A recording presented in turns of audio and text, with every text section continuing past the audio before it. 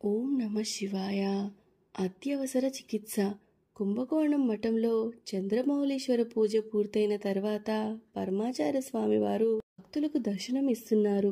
శ్రీమఠంతో సంబంధం ఉన్న ఒక రైతు ఆతృతగా స్వామివారి వద్దకు పరిగెత్తుకుని వచ్చి స్వామివారి పాదాలపై పడి విలిపించసాగాడు.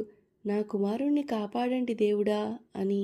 ఏమి జరిగిందో కనుక్కోమని సహాయకునికి చెప్పారు స్వామివారు. ఆ రైతుకు ఉన్నది ఒకడే ఒకడు కొడుకు. ఆ పిల్లవాడు ఆహారం తింటున్నప్పుడు ఒక పాము అతని శరీరంపైకి పాకిపోవడం వల్ల భయంతో మూర్ఛిల్లాడు. పాము కరిచిందో లేదో తెలియడం లేదు. సాధారణంగా పాము కాటికి మంత్రంతో పోగొట్టే ఒక పద్ధతి ఉంది. కానీ ఆ మంత్రం తెలిసిన వారు దగ్గరలో ఎవరూ లేరు. స్వామి మాత్రమే వాణ్ణి కాపాడాలి అని చాలా దుఃఖిస్తున్నాడు. మహాస్వామి వారు విభూతి ప్రసాదాన్ని ఇచ్చారు. ఆ పిల్లవాని నుదురుపై పూయండి. సరే స్వామి, మీ ఇంట్లో షీకాయ పొడి ఉందా?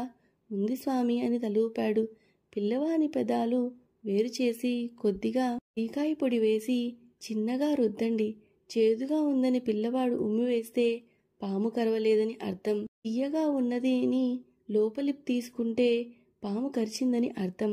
దాని ప్రకారంగా చికిత్స చేయాలి.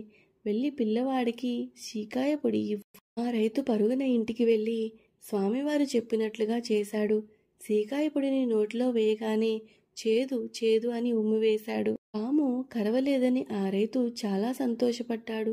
పరిస్థితి చక్కబడిన తర్వాత ఆ రైతు కుటుంబంతో సహా స్వామివారి దర్శనానికి వచ్చారు.